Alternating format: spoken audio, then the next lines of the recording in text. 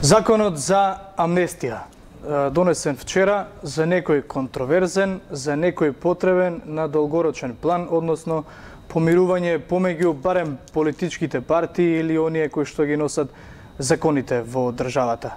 За сите оние реакции кои што ќе можете самите да ги искажете во етерот, на програмата на 1 ТВ, веќе ја гледате на екран темата, а ние пак во студиото нема да бидеме сами, туку со нас е Игор Стефановски, нашиот колега, кој што редовно и можеби најблиску го следеше целиот овој, барем судскиот дел од овие случувања 27 април. Добро ве најдов. Така. Реакциите се многу шаренолики, се многу различни и со оглед на тоа што повеќе луѓе на некој начин идеолошки се погодени од самиот овој закон за амнестија, односно се знае онаа парола правда мора да има, нема правда нема мир, и оние постојани извици во минатото ке си лежите, што остана како еден вид на хаштаг користен на социјалните мрежи. Меѓутоа, што вели правната фела? Правната фела, барем првично, бидејќи не сака премногу да го коментираат законот за амнестија, настават дека овој закон за амнестија е контроверзен со многу проблеми во однос на тоа, бидејќи сепак судот ќе оценува каде што се одржуваат и судските рочишта за крвавиот упад во законодавниот дом. Сега ќе се стави всушности на судот да оценува кои од овие лица вкупно конкретно за предметот 27-33 обвинети за кривичното дело терористичко загрозување на уставниот поредок и безбедноста, кој од нив всушности да биде ослободен од кривично гонење во самиот суд.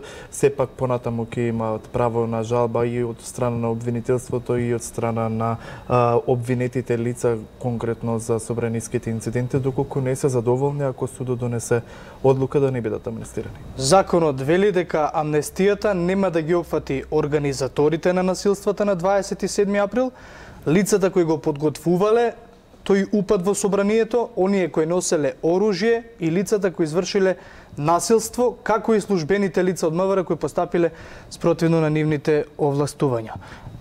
Малте не оние најодговорните не би требало овој закон да ги спаси. Така, а како дополнително на ова да се надоврзам на тебе, и тие кои што се опфатени, осумничени или обвинети за кривичното дело здружување заради непријателска дејност, тука е веќе јасно за кого станува збор, за поранешниот шеф на УБК Владимир Атанасовски, за преостанатите не би можеле со сигурност да кажеме, бидејќи има различни толкувања во однос од страна на адвокатите, бидејќи дел од службените лица со овластувања постапувале по наредби на нивните предпоставени. Каков ќе биде тој епилог во однос на амнестијата, сепак ќе оцени судот и понатаму течат жалбените. Да, така, ти секако ги следиш судските процеси, без малку често си ни гостувал и во ова студио со брифинзи, односно информации во однос на рочиштата за 27 април. Меѓутоа, почитувани пред, бидејќи имаме гледач, само што сакав да го повикам прилогот со реакциите на колегата Стефановски, но приоритет има гледачот. Па, повелате во програма сте. Добро вечер. Повелате. Законот за амнестија контраверзен. Вака сега, најконтраверзно е тоа што ние не само сега, него со години назад доживуваме пратениците да си се пазарат за своји лични интереси. Сето друго се приказки за народот. Значи, они 27 години си се пазарат. Од, да кажеме, опозиција си влегуваат во опозиција, за да изгласаат некој закон, а потоа добиваат привилегии. Што сакам да кажам? Овој закон, место да се врти во круг, многу беше ферски и наравно да се нарече закон како да се спасат овие 8 пратеници, да им се намалат казни или да избегнат затвор, што ќе дигнат 2 прста. Значи, тоа е многу едноставно и многу народно. Со други зборови кажано, доколку немаше потреба да се гласа двотретинско мнозинство, 80 пратеници, толку не фалеа, во тој случај немаше да има ни помилување, ни вакви закони за амнестија. Сметате дека гласањето на законот за амнестија, односно го поврзувате со обезбедувањето на потребните гласови за уставните измени? Секој нормален го знае во државата. Него јас само уште една реченица би додал. Вие како новинари убаво е кога имате такви гости, макар што на ниједна власт не ја одговара, сите тие закони, закон за апанажа, лапанажа, закон за амнестија, закон за не знам што, те се тоа закони наместени за пратениците, ако случајно дојде некој од нив, што е ретко, да одговара кривично за да се спасат. Никој не мисли на народот. Тука е главниот проблем.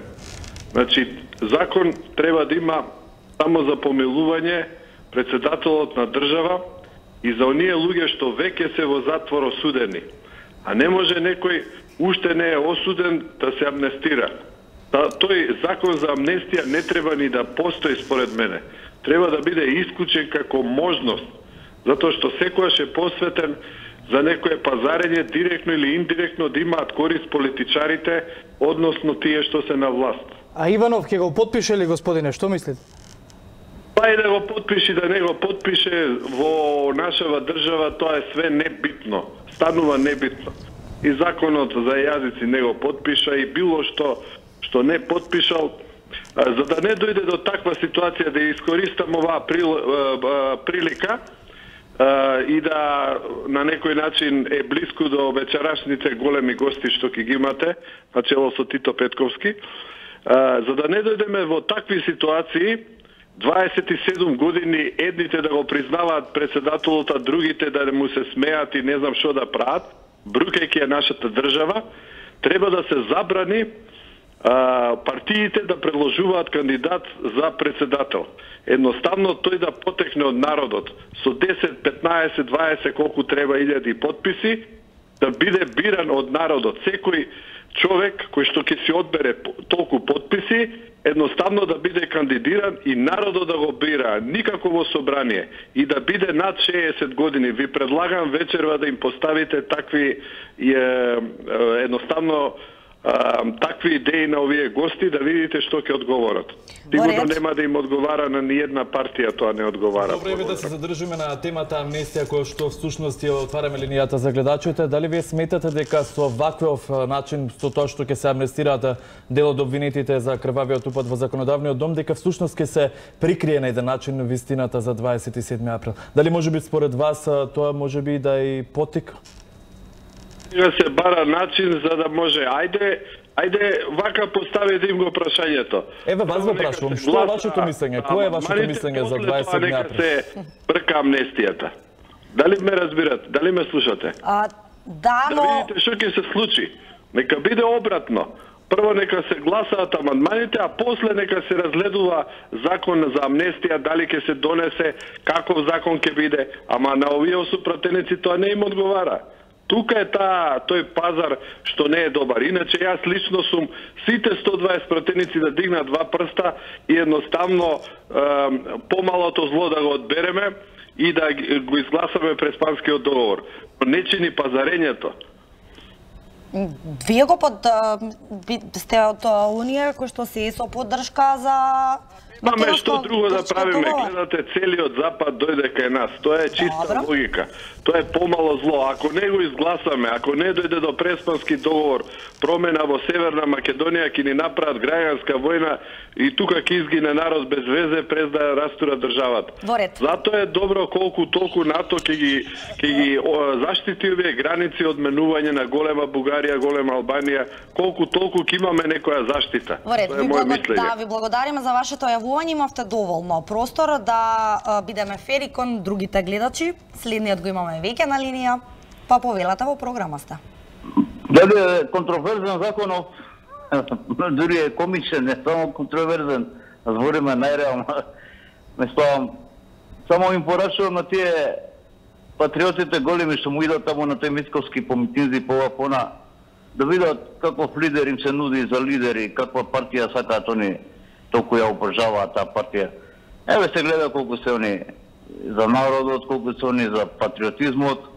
Си го кажа мовете таму колку 18 души од нив изгласа, малку ми беше смешен овој од ЛДП, изиграваше некој си Стојан Андов на времето на Бранко Цренковски, кога беше сам авторитарно ја водеше државата, кога Љупчо Георгиевски компанија напуштија терен, па тој, за да има некоја било каква опозиција, па изиграваше опозиционер во тоа време Андов.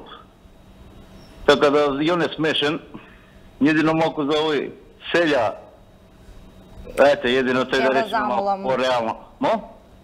За Зиедин Села зборува. За Села, да, меѓутоа, да, Села. Он сака да покаже малку опозиција стварно, малку така по-објективно. Инаку ви други се све превара и лага, мислам, нема тука што коментар да се каже. Цела игра ја игра Америка, од кога падна блоковскиот систем, значи оној е источен и западен блок, Варшавски и НАТО пакт. Тега само НАТО и Америка се главни, тука прават што сакаат. Добро, да ги оставиме глобалните политики настрана. Господине, зборуваме за законот за амнестија. Без глобалните политики ова нема да постои. Ова не постои без глобални. Ова се случуваше во Македонија. Значи во Македонија ова све што се случува од НИПЕ. Добро. Во ред. Не знам, слабо ве слушам некако, како да... Ние добро ве слушаме, одлично го слушавме вашиот став. Нема врска ова, све што се случува на Балканот повека, во ред. Ки кажам, дека е од Западот. И политичари... Во ред. Ви благодариме, како што кажавме, за вашето јавување. Одиме на следниот гледач. Повелата во програма сте. Ало. Повелата. Добро вечер, ме слушате? Да, ве слушаме одлично. Вака сега. Дали законот за амнестија е контраверзен? Контраверзно во Македонија се сите закони. Пардон, контраверзни. А меѓународната заедница пак секогаш вели дека имаме добри закони. Само не се доволно ефикасно имплементирани. И па не знам сега, знаеш, многу да не ја злоупотребувам мисијата да кажувам мој случај, земете го земеме работа задржат за работни односи, година дена сум избркан од работа, се влечам по судовите, председател на синдикат и сега јас чекам за глупости, а работам од 17,5 години, 57 имам. Добро, еве, темата е 27 април и случувањата во собранието на тој ден. Како би бил вашиот став во однос на амнестијата? Дали сметате дека можеби граѓаните имаат право да знаат вистината, бидејќи сите што бевме на еден својвиден начин во близина на центарот на градот во Скопје, знаеме што се случуваше таму. Што сметате? Така. Апсолутно е контраверзен. Апсолутно е контраверзен. Како што реков. И да дополнам, ние народот сме контраверзни. Затоа што, зашто кај нас изгледа толку сме по Господ? Затоа што сакаме да ни ги прости Господ изгледа на сите гревови. Едно збориме, друго правиме. Ние како народ имаме проблем голем.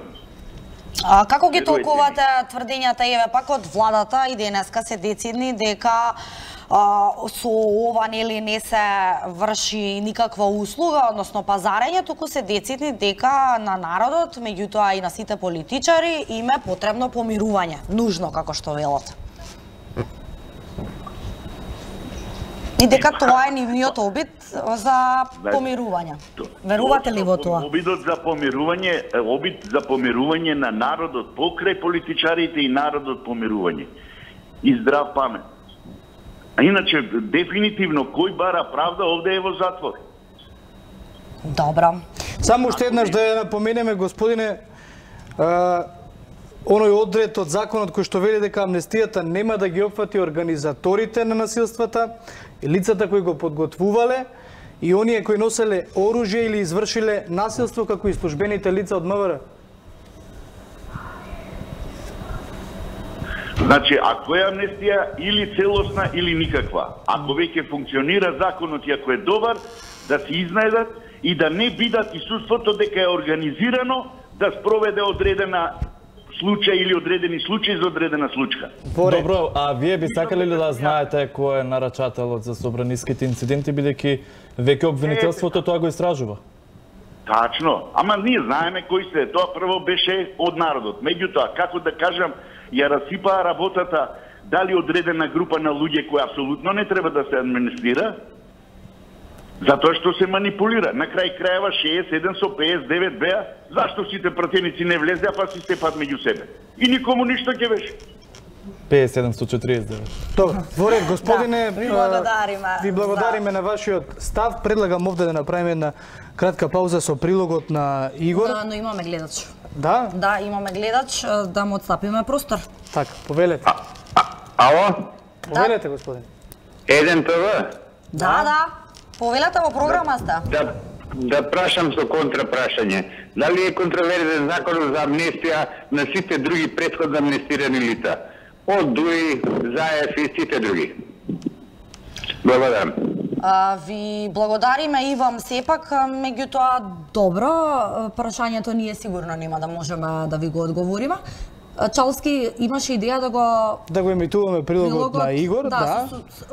Да, Игор ги имаше собрано реакциите на правната фила, односно оние најважните денеска На реакциите на адвокатите по однос на законот за амнестија, тоа како го толкуваат всушност? Да го погледнеме. Обвинетите очекуваат слобода за кривичните дела од крвавиот упад во законодавниот дом. Ќе имаат рок од 5 дена за да бараат амнестија, откако законот ќе стапи на сила. Ослободувањето за дел од опфатените за собраниските инциденти е пред самиот крај на судскиот процес 27 април. Правниците законот го толкуваат како контроверзен. Адвокатот Еленко Миланов смета дека откако ќе почне постапката за амнестија, треба да се стопираат судењата за 27 април. Сметам дека во однос на тројцата што ги застапувам, тоа се Љупчо Димовски, Игор Дурловски и Мунир Пепич, овој закон треба и мора да се примени.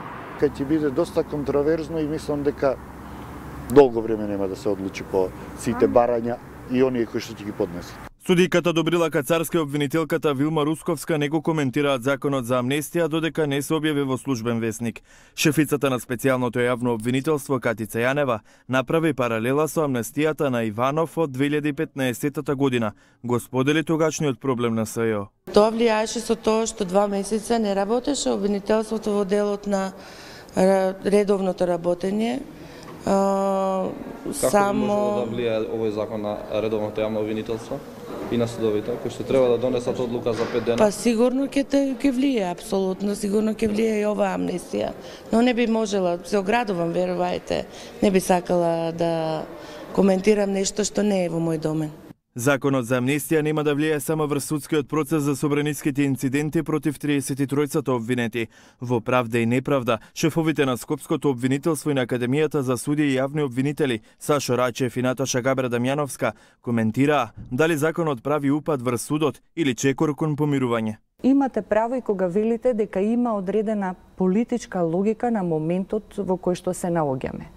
Дали е правично? Не е. Импулсот на секој правник би рекол дека не е. Секое дело треба да биде казнето. Морам да кажам и дека во Основното обвинителство Скопје има десетина предмети кои што се однесуваат на насилствата во собранието.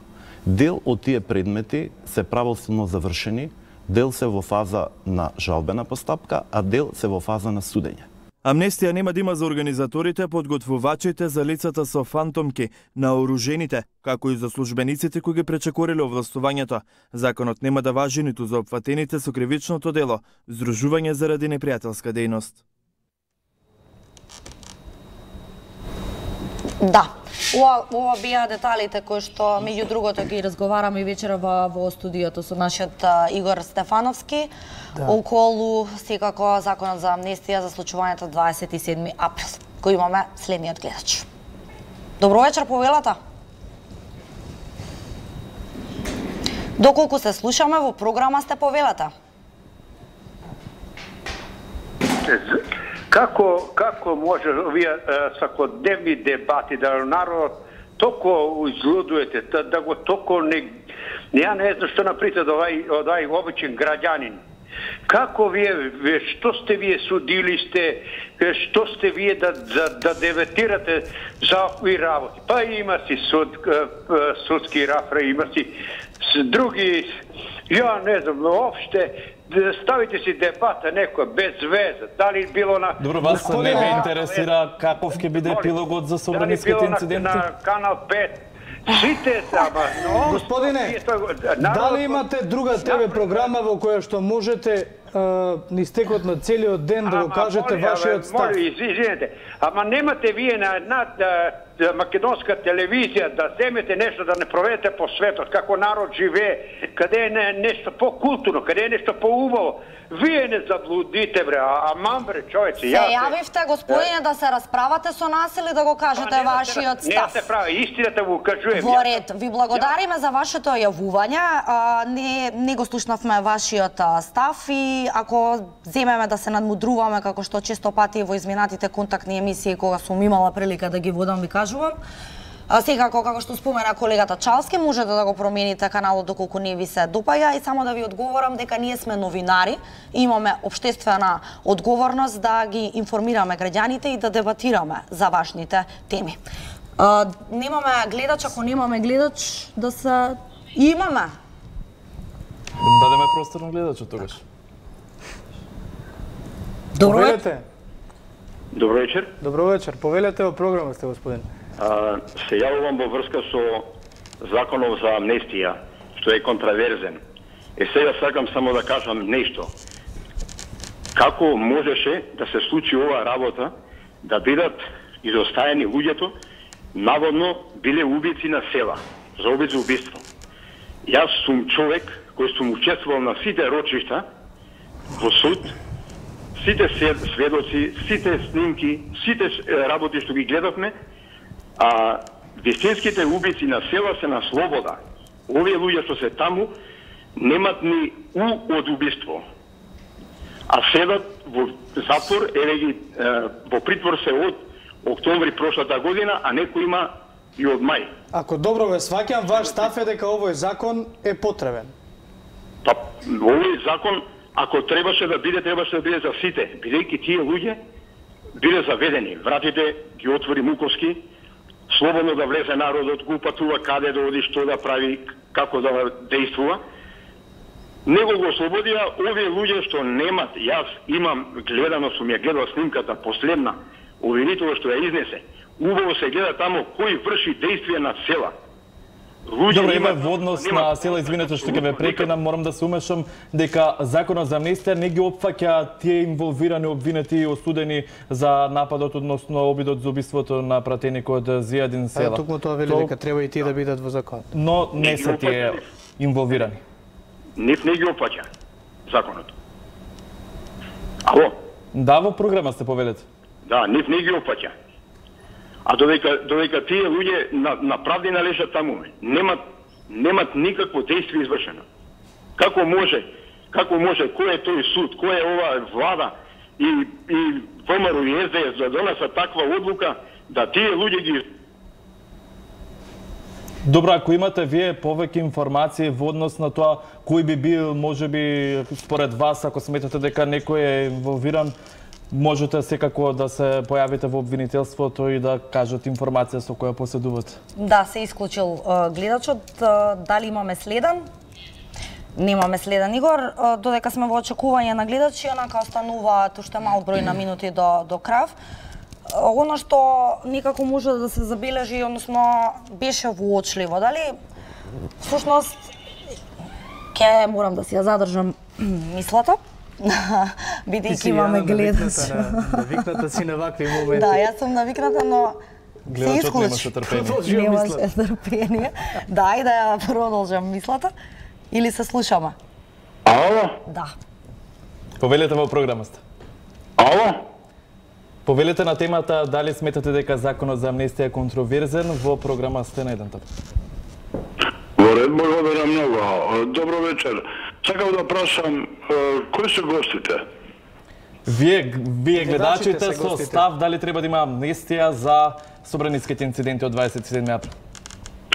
Дали треба да има амнестија? Мислам дека амнестија треба да има. За кого амнестија? За тие што се сторителите на кривично дело? Или за тие што биле присутни таму, а не сториле никакво кривично дело? Однос на вашето подпрашање, законот за амнестија не ги опфаќа лицата кои што се со фантомки, кои што извршиле насилства на денот над собраниските инциденти, оние кои што биле службеници лица, како и опфатени, осумничени или обвинети за кривичното дело здружување заради непријателска дејност. Дали сметате дека и овие лица кои што се ги споменав пред малку, кои што носеле фантомки, оружја во собранието на 27 април, дали според вас тие треба да бидат амнестирани? Па видете вака, јас сум Аталас од Сдружение на граѓани за праведно судење и применување на законот, или скратено ЗАПРИ. Судот може без разлика на све, како и да е, што и да е, по член 403 да донесе одлука да ги ослободи тие што се сторителите на кривичното дело. А да бидат виновни тие што не се сторители на кривичното дело. Затоа што кај нас судот во моментов не работи буквално ништо. Он е самиот по себе контроверзен. И овие закони се контроверзни. Би требало да бидат по-прецизни и децидни законите. И сега, за секој настан, што ќе се случи, ние треба да донесуваме закон за амнестија. Чекам дека се степале 10 души, ај ќе ги амнестираме. А дека се степале 200 души, погинале тројца, 5 души, 100 души, ај ќе ги амнестираме. Дали тоа треба така да биде? Или треба едноставно да има некој си закон, а некој си категорија, што тој закон не може да се менува наредни 100 години? Дали овој закон сега што го донеса ќе важи за наредни 100 години? Не, овој закон ќе важи додека ги ослободат граѓаните, додека ги ослободат тие обвинетите. После тоа не важи.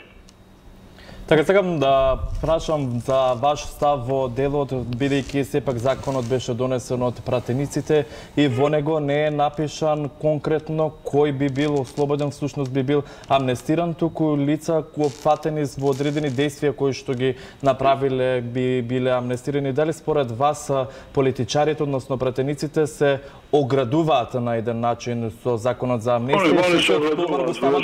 Они се оградуваат.